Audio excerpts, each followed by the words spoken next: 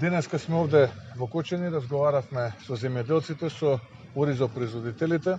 Состојбата во Кочани и Кочанско во делот на производството на оризот е навистина алармантна, јас би рекол повеќе катаклизмична, споредена со она што беше во минатото.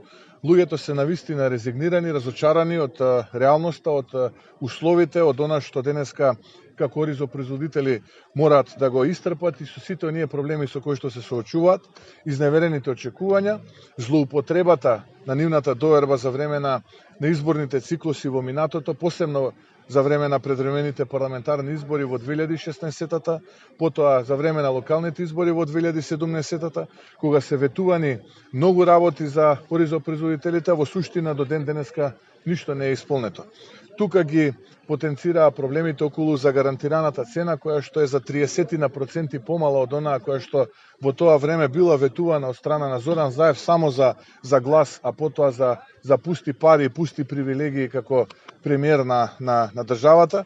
Потоа тука исто како проблем би го истакнал и делот на онаа дополнителна стимулација од 5 денари која што им беше ветена за минатогодишната реколта, а која што еве до ден денеска се уште не е исплатена.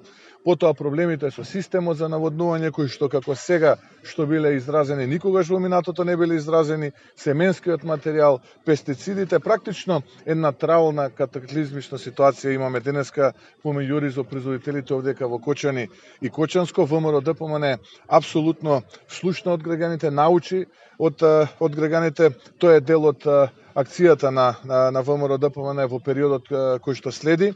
Ги гледаме и ги слушаме реалните проблеми на граѓаните. Сето она кое што како решение го имаме предвидено ќе биде споредено со она што го слушаме како навигација од терен, а е дел од проблемите на граѓаните. Ќе биде дел од нашата програма која што ќе ја прошируваме, се разбира, со тие решенија. ВМРО ДПМН во минатото секогаш било и ќе остане верен пријател на земјоделците во Република Македонија.